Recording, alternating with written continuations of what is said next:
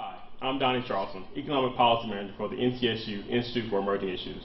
On day 2 of our 2016 Emerging Issues Forum, we held a work session focused on smart government and how we can spark the growth of smart, connected, and sustainable communities across North Carolina. Now, what do we mean when we say smart communities? Well, in the future economy, it's becoming increasingly clear that communities that can be successfully connected to the human capital, physical infrastructure, communications networks, and data analytics will have a leg up on the competition. Bringing together these elements will enable communities to deliver essential services with greater efficiency and reliability. More importantly, connected communities that operate from this integrated framework will boost their sustainability, resiliency, and citizen satisfaction, and most importantly, expand their opportunity for economic development. One of the strategies that emerged from that session was a proposal that North Carolina use project-based learning as a tool to accomplish 2 goals. First, to increase the civic engagement of youth, and second, to create a pipeline of future talent for these emerging, smart, connected cities. Today, you'll hear from 3 leaders in the field. Each of them approaches this topic from a very unique perspective. You'll hear from Melinda Todd about an exciting intern program in Durham, North Carolina. She is a Senior Employment Program Coordinator for the City of Durham. And you'll meet Keaton Sweat. He is the CEO of MindSumo, an online platform that works with companies and governments to engage young people in finding solutions to pressing problems facing their organizations. But first, you'll hear from Dr. Elaine Franklin. She is the director of the Kenan Fellows Program at the Kenan Institute for Engineering and Technology here at NC State University. We'll hear a lot from her about project-based learning and its benefits. But between each segment, you'll see the highlights and summary from each of the interview sessions. We hope that these key takeaways will help you as you explore how to bring project-based learning to life in your local government office. At the conclusion of the slides, you'll find a link to our LinkedIn and Facebook pages where we want you to post your comments and questions for our guests. We'll do our best to get answers to your questions and to connect you to these North Carolina innovators. Without any further ado, let's meet our first innovator, Elaine Franklin.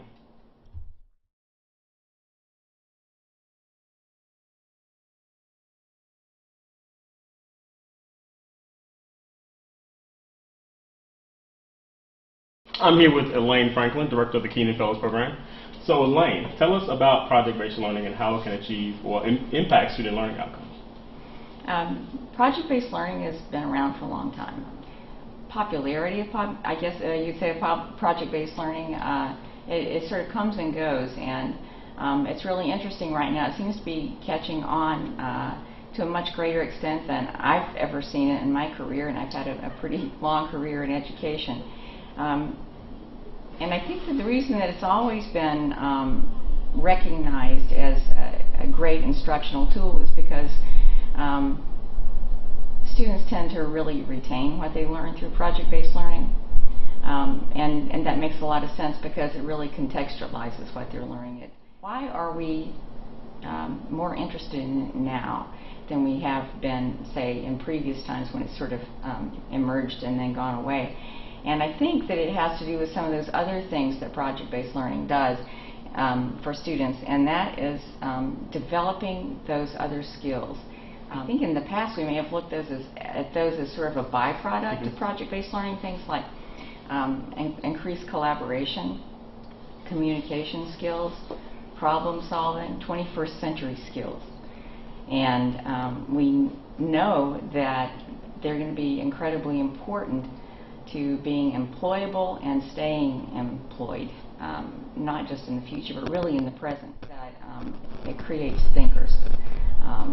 So not just people who are receiving knowledge, students receiving knowledge and, sort of, as they say, regurgitating it, but using it, knowing how to put the pieces together to solve problems, to apply it, and then to create new things out of it.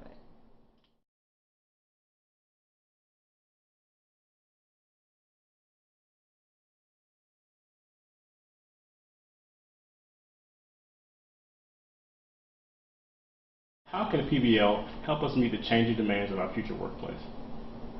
The practices that go along with project-based learning. They are the kinds of practices that happen in in all workplaces. They're interdisciplinary. We have become so ingrained in these sort of disciplinary silos in K-12 education and in higher education too, where we don't talk across the disciplines, but that's really not the way problems get solved. And practicing that and learning how to do that at the K-12 level, students will understand better how to apply that, how to do that when they get to the next step in their education or into their careers. One of the surprises for me in recent years was to see that project-based learning was being used in higher education at the college level with engineering students, and seeing how faculty became frustrated because the students were coming in and really they never experienced project-based learning before, and it was difficult for the students, and no one wants to see their students struggle, but they just weren't prepared for it, and that's something that I think is important to recognize.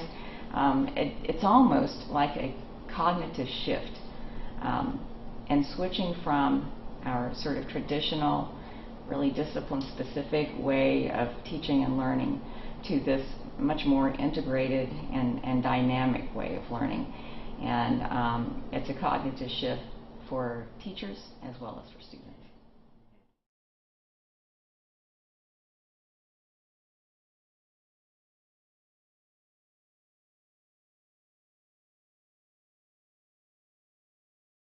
How can we use PBL to better connect students to real-world problems in North Carolina's industries? Yeah, that's a great question. It's sort of like taking project-based learning to the next level, because I guess ideally, or in reality, you could do project-based learning without making that connection. You could develop projects that are, well, and this happens certainly at the earlier grades that are more simulated, and problems that could exist. But by bringing in real problems and getting students involved in solving the real problems, it makes that learning far more meaningful. But also to do that, I think requires, in some sense, kind of taking down the walls of the school. The community becomes the school, and maybe that's something that teachers and schools and school districts will need some help with. Building these business alliances and kind of creating a much more of a space for community dialogue, and having those businesses and industries feel like they are a part of helping to educate the children in the community. So to be investing in that in a very early age, to be part of the conversation, to be part of that educational community instead of separate from it.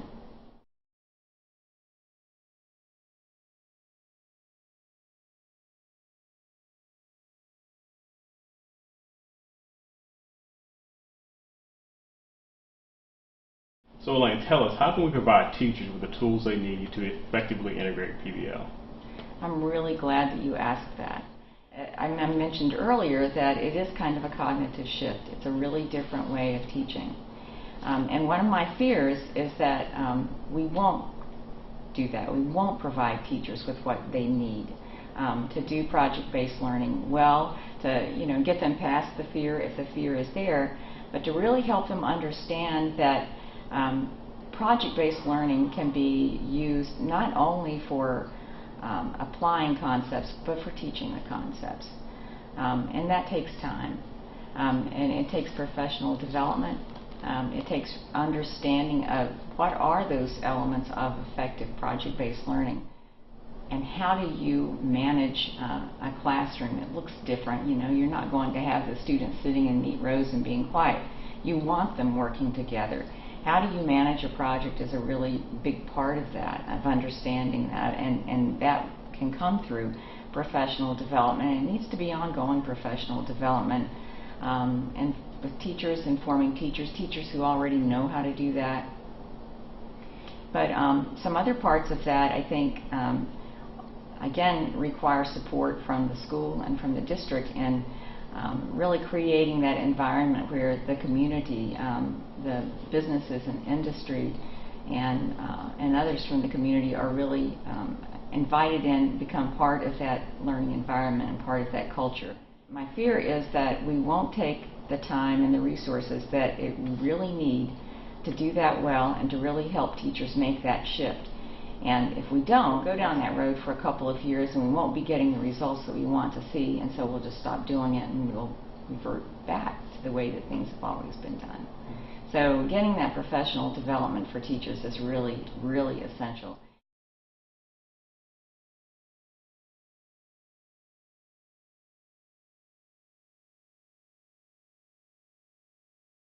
So what are some hurdles to increasing the adoption of project-based learning in North Carolina? One of the hurdles, it's a real shift in the way that you teach. For a lot of teachers, I know that it's being adopted in a number of places across North Carolina. Keenan Fellows get professional development in project-based learning, so we see a lot of the Keenan Fellows. But we also see districts that are moving to project-based learning. I was just reading a story this morning about Davidson County and how they're making a move to get project-based learning across the district and get professional development for all the teachers. So I think another big hurdle is assessment. And it isn't such a challenge to assess your own students in your classroom around a project and having authentic assessments. But for those standardized assessments that we are so accustomed to and that seem to drive education, how are we going to satisfy that need? To have some kind of a standardized assessment around project-based learning. And so I don't know that right now that we really have assessments that truly fit that kind of thinking, that kind of authentic intellectual thinking that happens in project-based learning. Well, you've given us a lot to think about, and I'm sure that I'm inspired, and I hope the rest of our audience is inspired. And Wayne, thank you so much for sharing your insights on project-based learning. Oh, thank you, Donnie.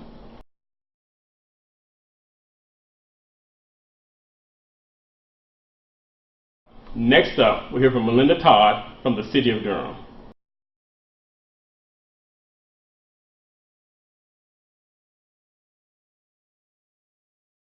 I'm here with Melinda Todd with the City of Durham's YouthWork Internship Program. So Melinda, tell us a little bit about the program. Sure. The Durham YouthWork Internship Program has been around really over 30 years, and it's always adapting and trying to meet the needs of youth and our businesses. It currently serves young people in Durham, ages 14 to 24. We provide internships and job experiences all over the county of Durham, places from ranging from NC Central to IT department to young people cleaning up parks.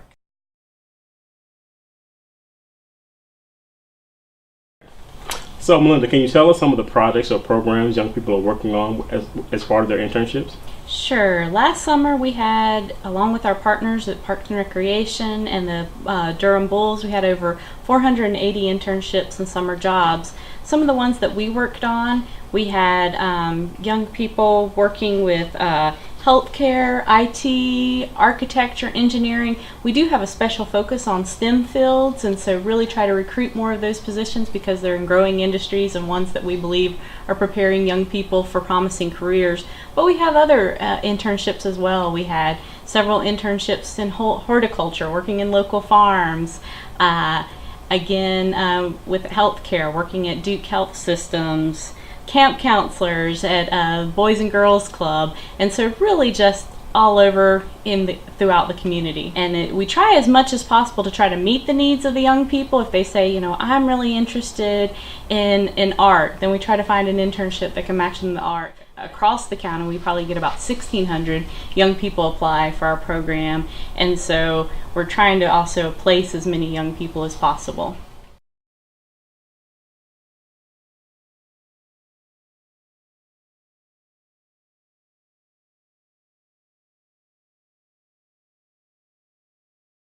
So Melinda, what are some of the skills or takeaways you want to impart to youth as part of their internship experience? Part of the goal of the Durham YouthWork program is career exploration. We want young people to learn about careers, try it out, see if they like it, see if they never want to do it again, whatever the case may be.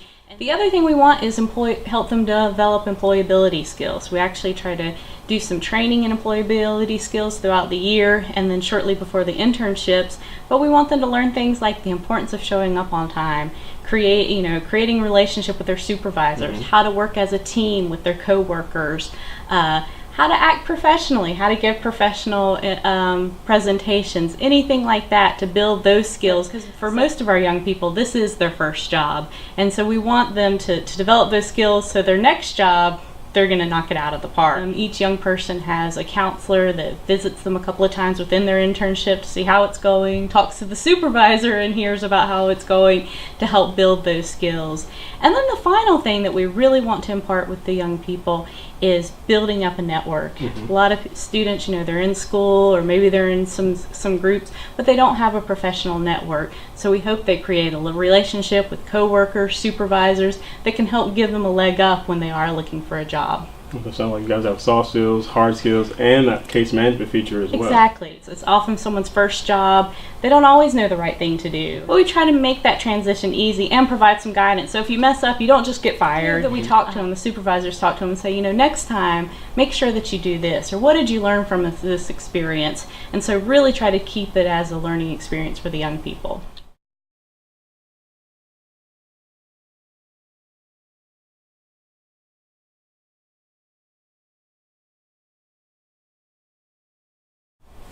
Okay, so tell us how the program is structured between the city, the county, public school systems, workforce development board, and so forth. Sure.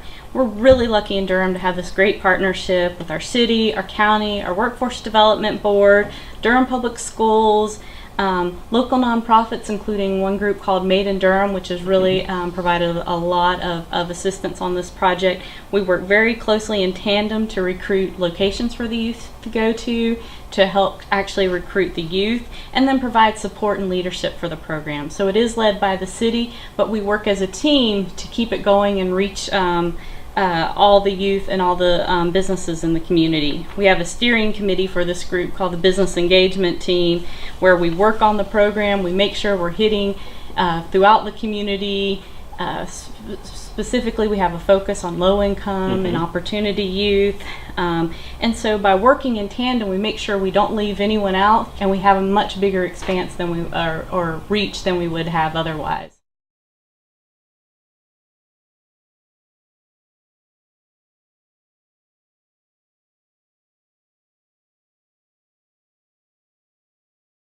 So what would you say are 3 important lessons for navigating those relationships with all those partners you just mentioned? There has to be meaningful work. I think a lot of times groups meet together and maybe they provide approval or look over something, but in our program, I think why it works is that we each have a piece that we have to carry out. Otherwise, the whole effort would fail. Durham Public Schools helps reach out into their CTE program to train all their CTE directors on how to help students with the application. They also lead the career readiness training that I mentioned. And so if they were to drop the ball, the rest of the program wouldn't work. Likewise, the city of Durham manages all the payroll. They get everyone on payroll, make sure they get paid, get the timesheets, do all the processing that happens, so that they have that important part.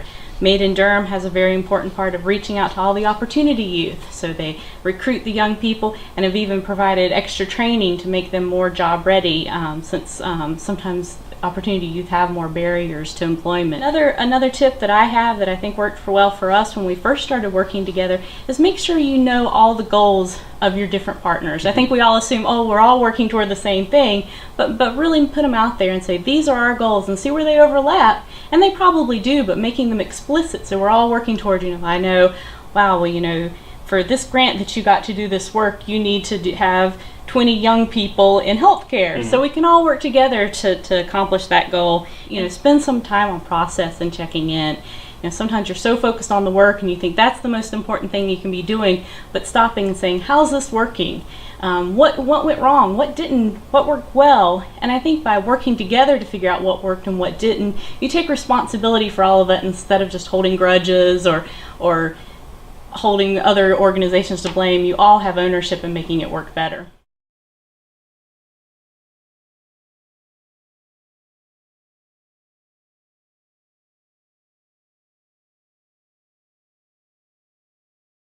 So what are some recommendations you have for local governments interested in starting a program structure like yours?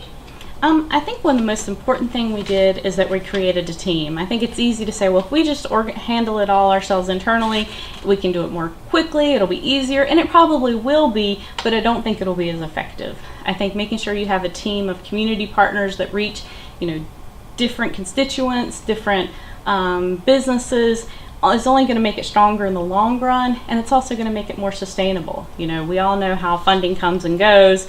Your funding might get cut a little bit, but it might be one of your partners can step in and provide some, and so it also, I think, creates a more sustainable program.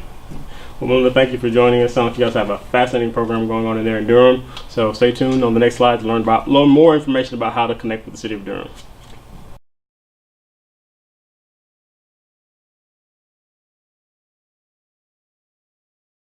If you'd like to learn more about our program, you can go to the City of Durham's webpage under the Office of Economic and Workforce Development Durham Youth Work Program. It's a great opportunity if you want to sign up as a young person or if you want to provide an internship opportunity.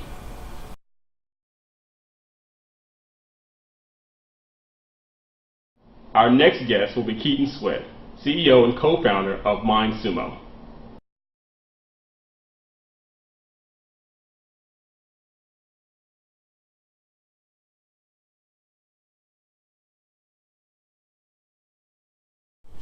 I'm here with Keaton Sweat, co-founder and president of MindSumo.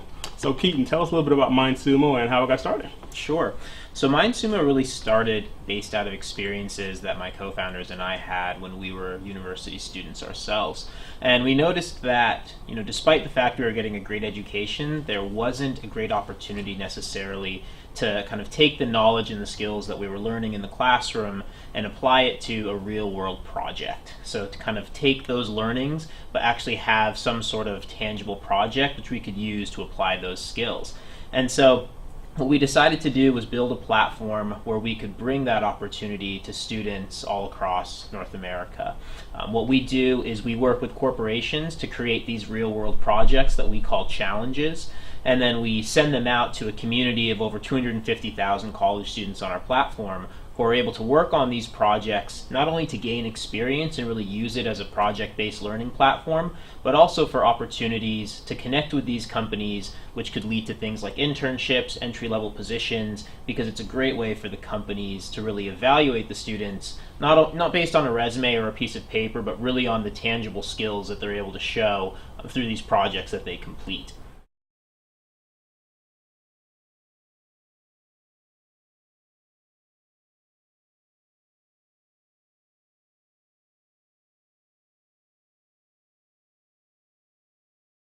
So Keaton, you mentioned project-based learning. Tell us a little bit about how this is connected to project-based learning, or how it's different from project-based learning.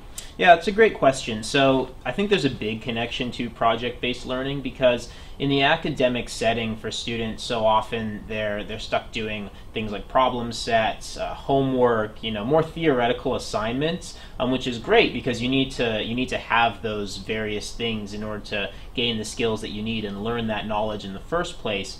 But the challenges and the projects that we have on MindSumo are much more about getting that same experience but through an actual project. So instead of learning concepts, it's about taking what you know and applying them to a real world project. So in that sense, you're really able to not only kind of learn the concepts themselves, but also see how in the real world, those concepts and those skills that you have could be applied in order to make an impact at a company. And for students, that's a great experience because at the end of the day, they're at these universities to get an education which is going to prepare them for the workforce. And if they can start taking those steps earlier on, if they can really use those skills and show companies how they're able to apply those skills in a real world setting like these projects we have on MindSumo, it's going to not only be better for the companies because they're going to be able to find better matches based on the actual results from these challenges, but for the students, it's going to equip them with the ability to be so much better prepared in order to make those next steps once college finishes.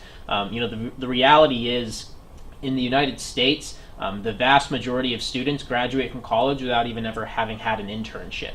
And so if we can provide them with the opportunity to kind of take those mini internships through these projects that we have, learn the skills that they need to by applying their knowledge in kind of a project-based learning format, then we really think it's a win-win for both the employers who are looking for kind of this fresh millennial talent, and also the students who are trying to find ways to sharpen their skills and make connections with companies to see what comes next after they graduate.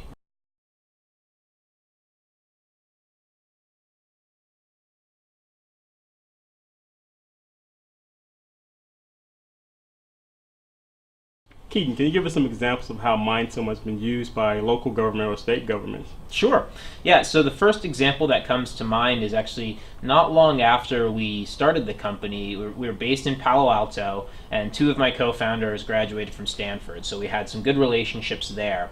We were able to actually do a project with the city of Palo Alto, which was focused on mainly kind of business-oriented students, and it was a case study which was focused on trying to figure out how to make Palo Alto, the center of the city, more of a draw to get Stanford students to come, participate in the local economy, participate in the arts and recreation environment.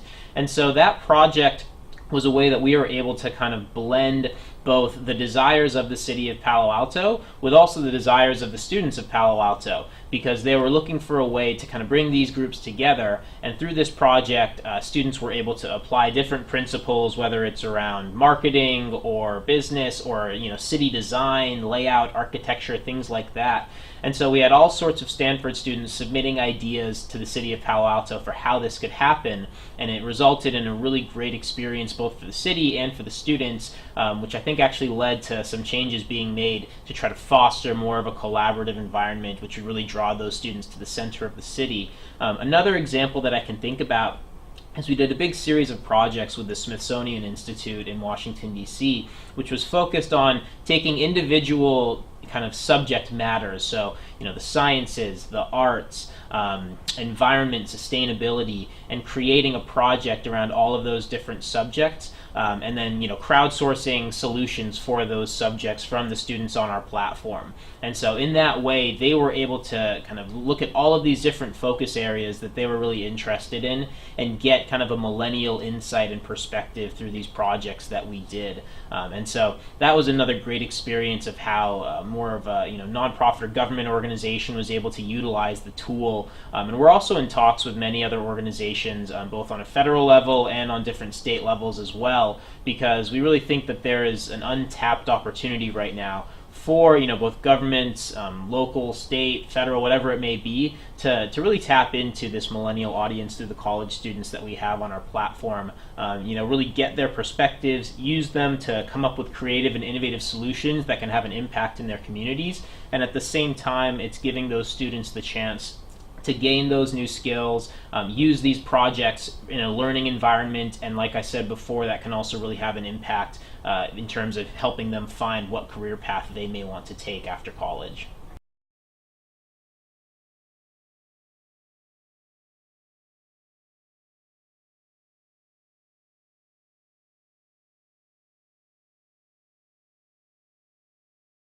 What are some recommendations you have for local governments interested in using an online platform for their youth engagement?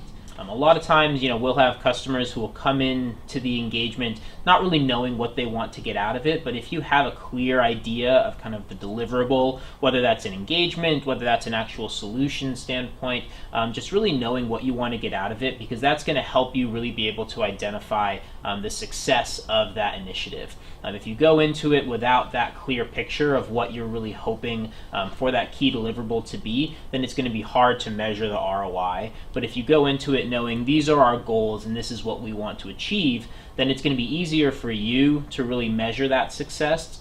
And whatever platform you're using or whatever service provider you're working with, it's going to be much easier for them to try to help you match those goals and create a customized experience which is really going to hit upon those key success factors that you're looking for. Additionally, what I think that government and local institutions need to do in trying to engage with this younger crowd is really kind of take their opinion seriously. First of all, we have over 250,000 students on our platform, and we spend a lot of time surveying them and talking to them and finding out what their needs are and what they're interested in doing.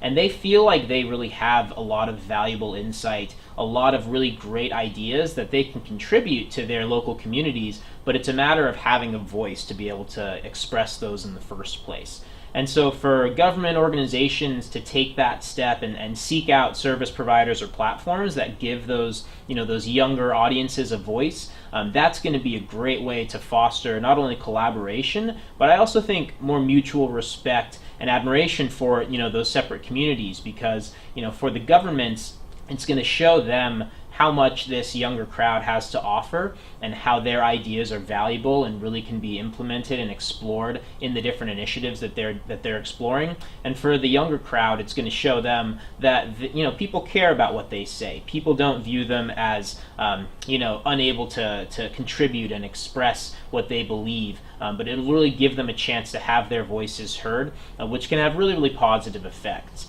We do a lot with companies and with kind of government organizations, and just seeing how the experience of working on some of these projects together just really increases the amount of respect and admiration that both groups have for the other is one of the great outcomes that we've found.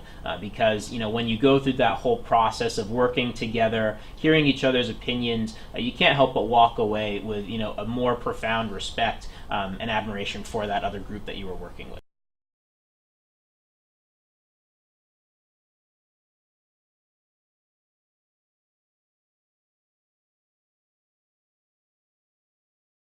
What are some key success factors for a successful project launch on MindSumo?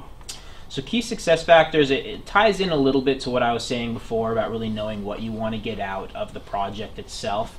Other ones, if you have specific communities that you really want to engage, since we have such a broad spectrum of university students on our platform, it gives our partners the ability to target whether they're looking to specifically hone in on North Carolina students, or even schools within North Carolina, or if you want to target the East Coast, or more generally, get more of a national perspective. Having that idea of who's really important to you and whose opinions, whose participation you want in order to make this successful.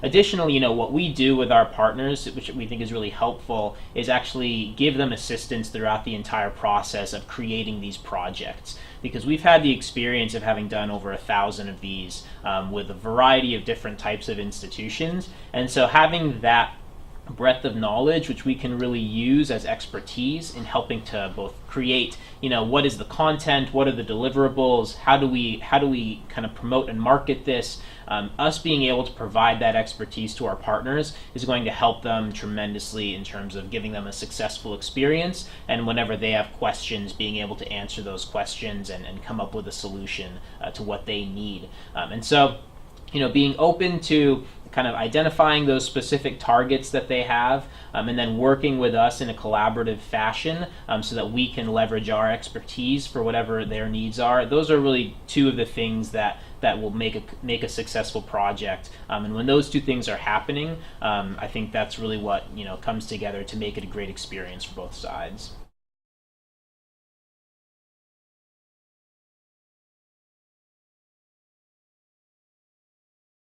As far as the value that MindSumo can bring to an organization, it really focuses on being able to tap into this millennial audience, not only for their creativity, their insights, and their solutions that they can provide to either government, state, corporate organizations, but also the chance to really use that as a filter or a lens to be able to evaluate that kind of talent and how it might make an impact at your company, either through your internship program, through entry-level positions you have, or whatever it may be. We would love to work with anyone who is interested in exploring this further. You can get in touch with us by visiting our website, www.mindsumo.com, or you can reach out to me directly just at my email. It's Keaton, Keaton, @mindsumo.com, and we would love to hear from you. Thank you.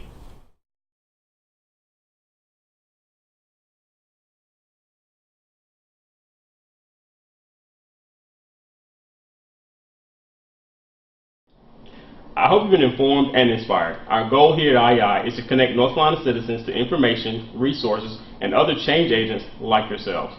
Thank you for watching, and I hope you made a connection. Don't forget to post your questions and comments on our LinkedIn or Facebook page.